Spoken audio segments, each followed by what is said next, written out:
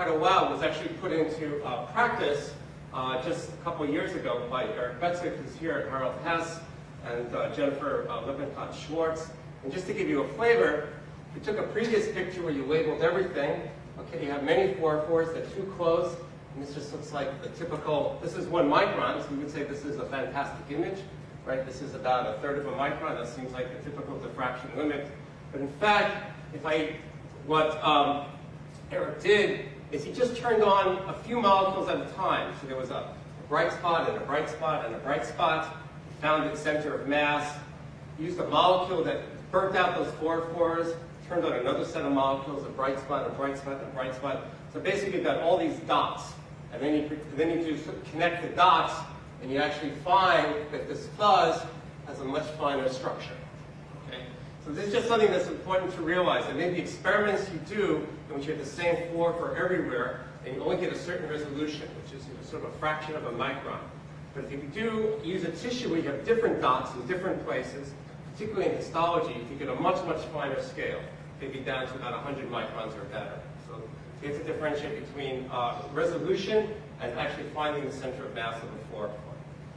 Okay, so the next piece in this primer is to understand how I look over large areas. So let me sort of introduce the idea of scanning. And it's true today, you buy a scanning microscope, and it's a bigger chunk of your NIH grant than if you buy a standard microscope. But conceptually, it's very, very easy to understand, right? How to build a scanning system. And this is essential for all these nonlinear techniques where I want to excite at a point, okay? Because if I excite at a point, all right, then it really doesn't matter where I collect the light from, because I know the light came from that point, okay?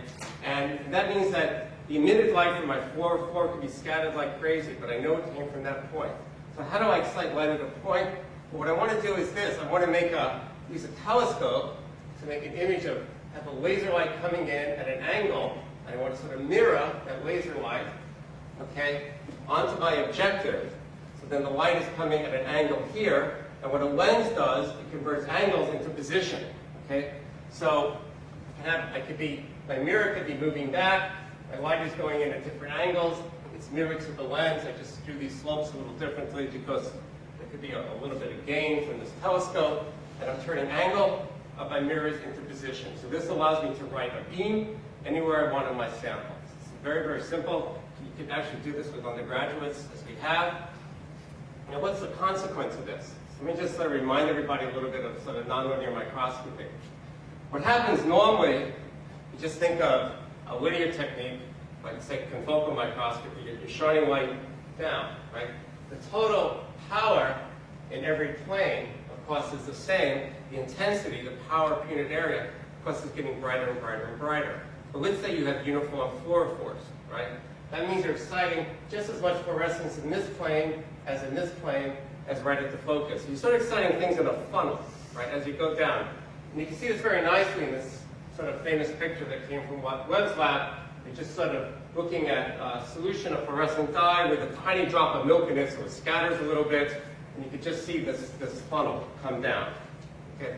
Now, if you have a nonlinear process, so the absorption depends on the intensity squared, or the power per area squared. What's happening is that the intensity, like I said, is going up and up and up as you go down towards the focus. Okay, and then it starts to go down and down again as you get away from the focus.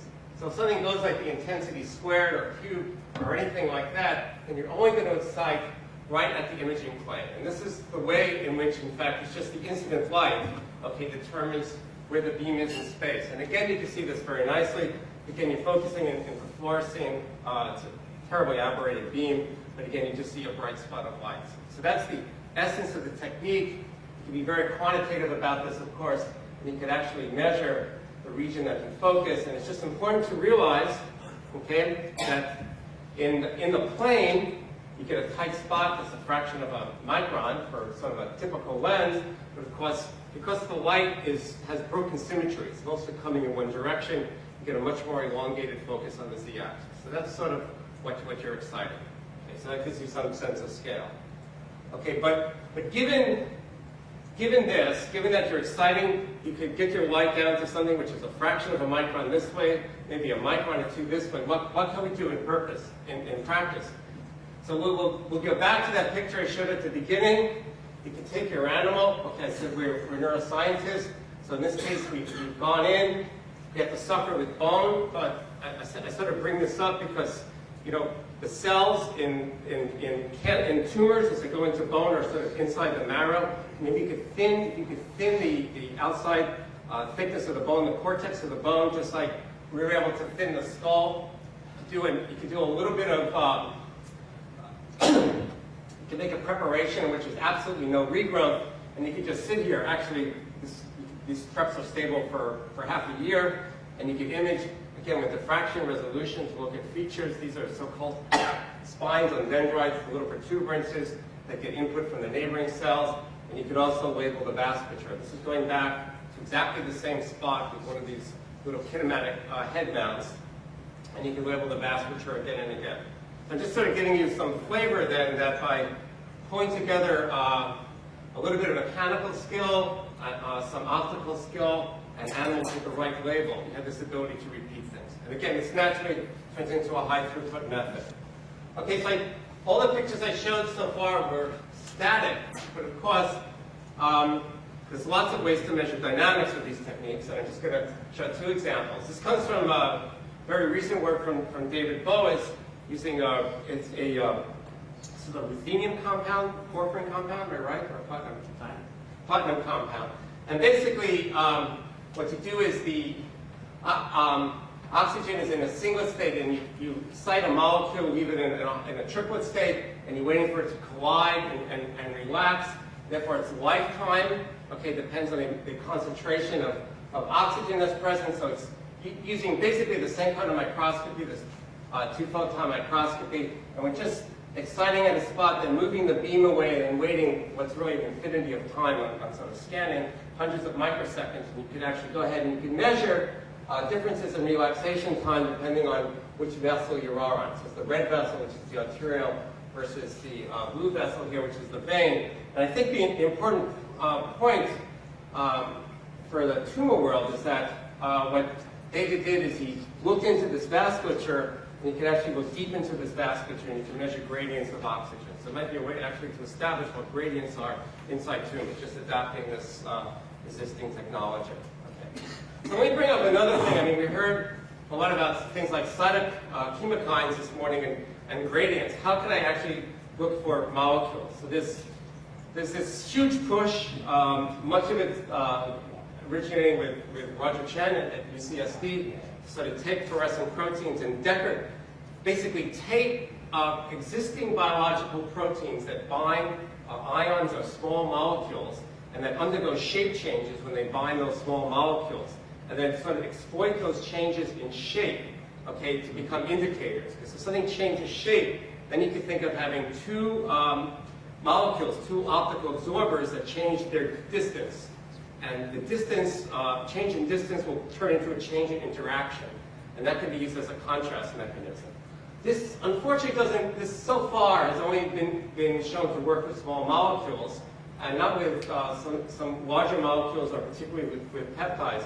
So there's another strategy, okay, which was actually the graduate student work of Lee Schroeder in my lab, which in principle could be adapted for chemokines. Let me just show you what happened.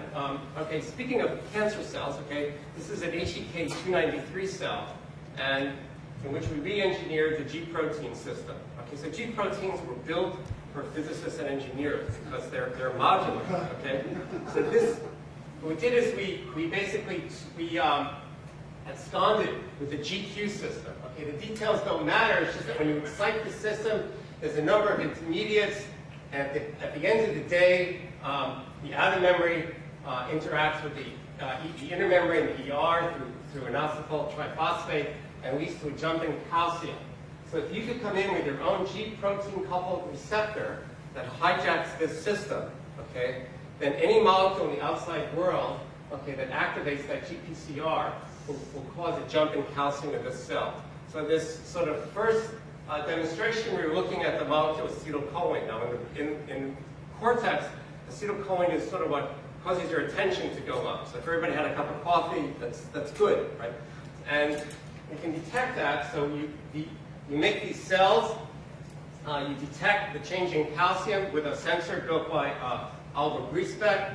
What the sensor does is it changes its relative fluorescence at 2 wavelengths, depending on the calcium concentration, and the cells can be buried inside the cortex. Of course, it could be buried in a tumor. In principle, just using a sharp electrode. This is a cartoon of typical best data. But in fact, these are sensitive at the biological scale. So in this case, the muscarinic 1 receptor, the M1 receptor, binds at kind of nanomolar scale. So these sensors were sensitive at nanomolar scales. And just to show you this demonstration, we can go in, we could excite the structure that causes acetylcholine to be given off in the brain.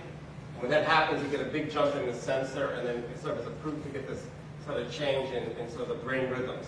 Okay, but I just sort of bring this up is that there's sort of a push out there to build sensors that have some generality.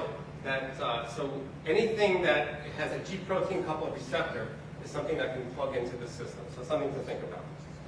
Okay, so the last thing I want to bring up, trying to keep track of time is, so my one foray into sort of the cancer world was helping David Sherishov for half a day last year, just getting some preliminary data.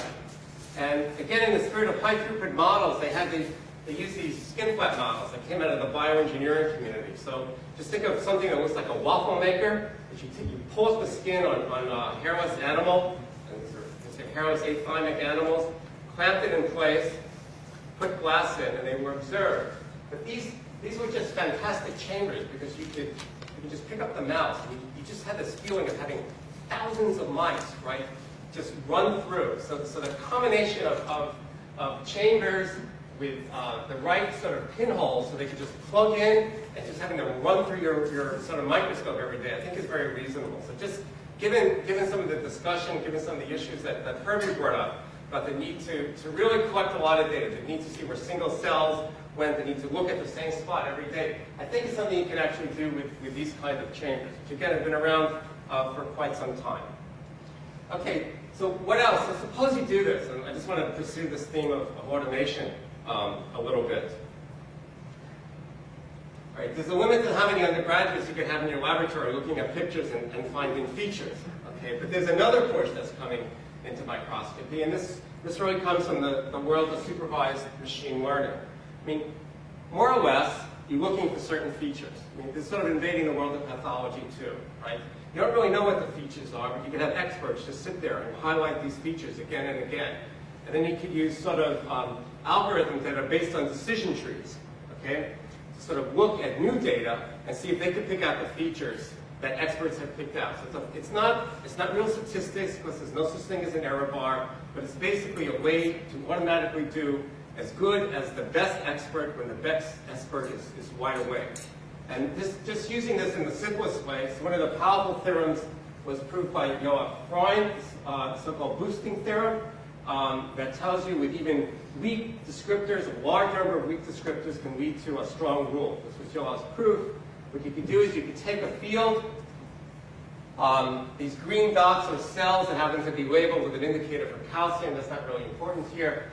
The red cells are labeled with an indicator for astrocytes, and you can automatically find the cells, and maybe more importantly then, you can direct your beam, because again, these are all scanning methods. So you don't really care what's happening out here. You want to push the throughput. You want to look at the cells of interest.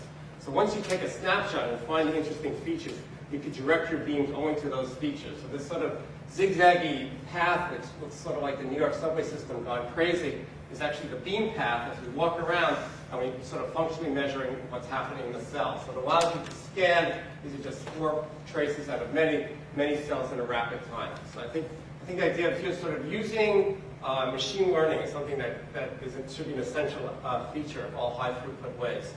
Okay, the other thing I'm going to mention is the idea of particle tracking, again in the spirit of automation. Again, in my own lab, we do a number of experiments related to the flow of blood and the control of this flow by neurons. But at the end of the day, you need to really measure individual cells. It's the only way to make a statement of what's happening. And things measuring aggregate